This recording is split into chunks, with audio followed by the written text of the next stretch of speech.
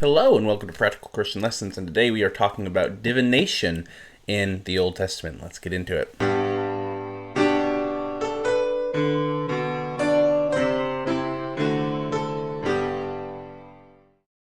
So if you are new here, we cover a lot of things here. We cover history, theology, apologetics. Today is a bit of all three. We cover other stuff as well.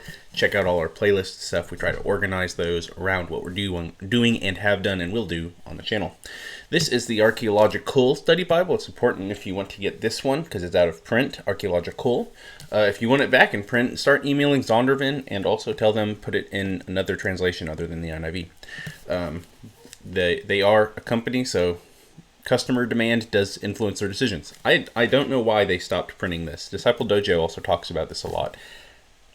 This study Bible is amazing, so I'm not sure what the what the deal was there. But today's essay is on divination. And if you haven't been following along with the series, if you're new here, whether you're a believer, where hopefully we're giving you some apologetic tools here today, or if you're a non-believer inquiring into Christianity, or maybe just somehow this video came across your feed and you decided to watch it, this video, or the series, is about examining the theology, the beliefs of the people of the Old Testament, or at least the beliefs written down here in Scripture, and comparing them with their neighbors, whether that's Canaanites, whether that is Philistines, anyone else, and saying, hey, here is where there is a very stark difference in their theology, and there's not a rational explanation that is as easy as they made it up.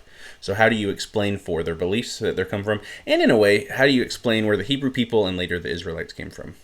There are different answers. Only some of them are good. But the answer is any answer that involves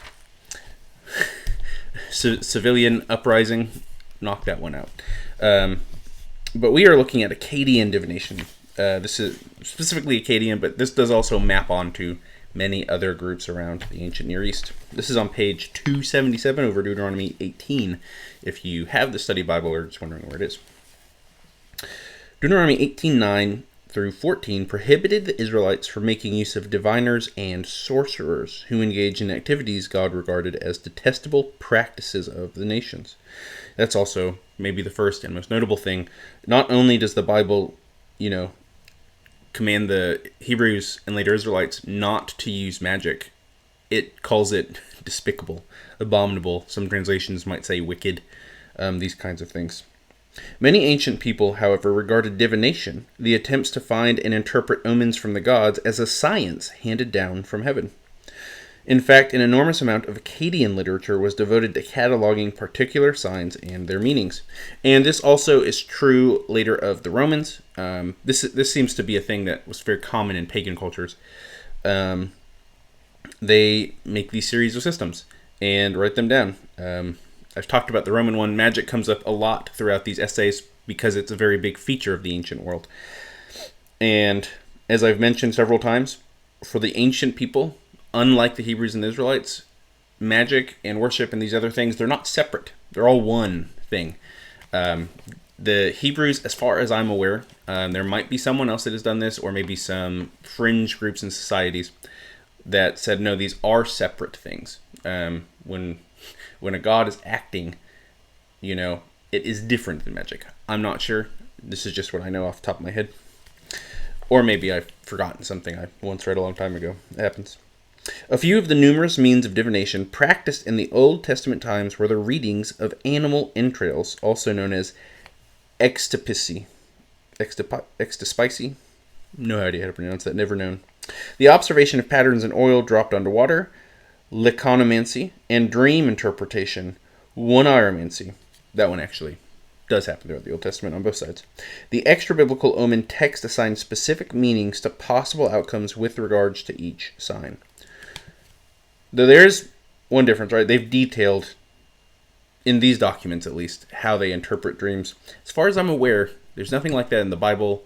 There might be some in later, there is some in later extra-biblical tradition, but that, I'll get into that actually at the end of this essay.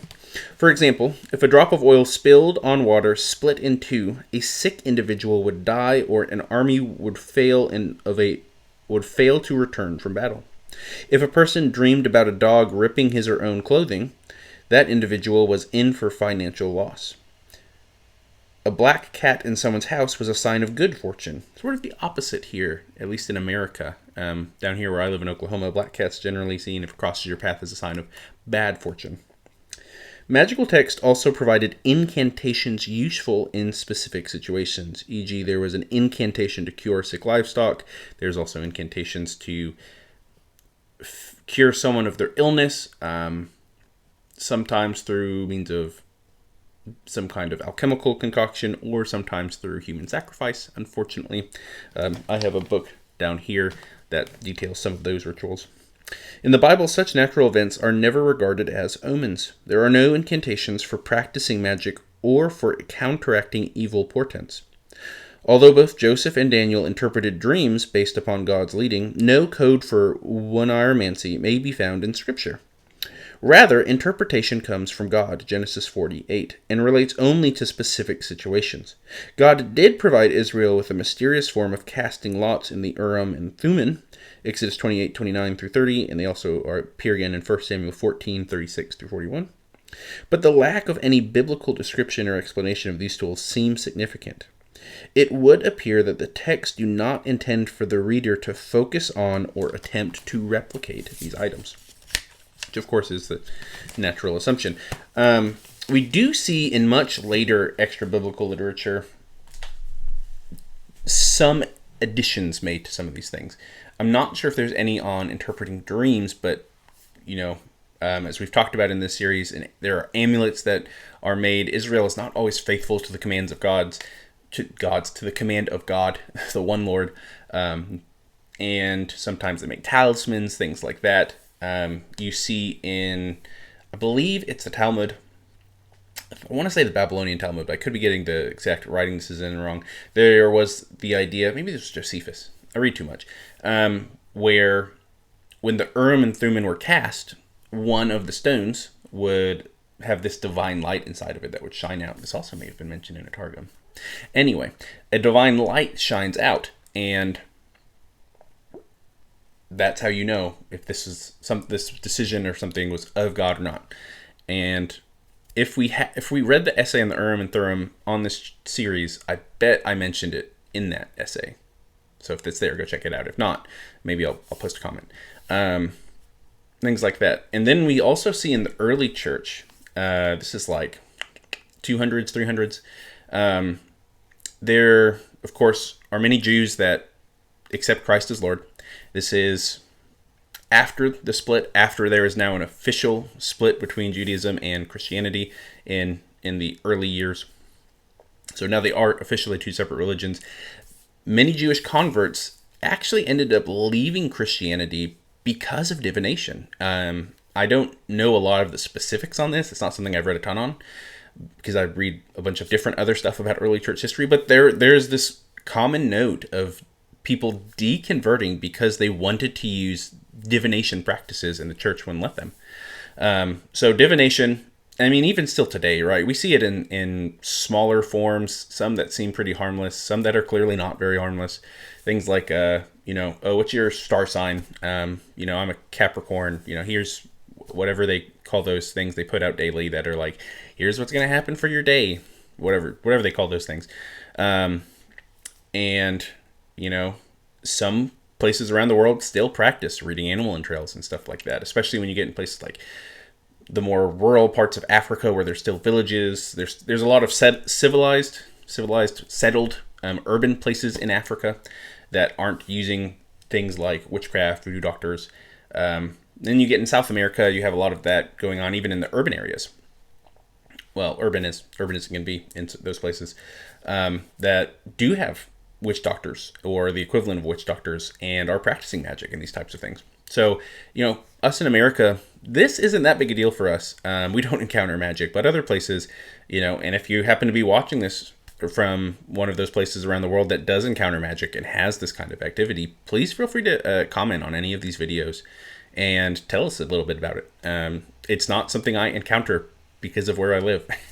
It's just not. The most I get is, I've met a few Wiccans.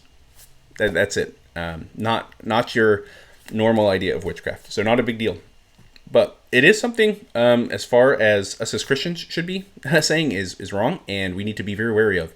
Not just because the Halloween's movie make it seem bad. In fact, some of those Halloween movies probably don't show the true horror of how bad some of these encounters with magic have been. If you read a lot of accounts that come out of these other places around the world, they can be very nasty, and it can be hard to get through. But you should be aware of those things, just in case. And, of course, sometimes horror movies play it way over the top, and it's just like the most not rambunctious, most out of the world things. There's a reason I stopped watching horror movies other than they creep me out. I'm a big wimp. But that's it. I'm rambling. You guys have a wonderful day. God bless.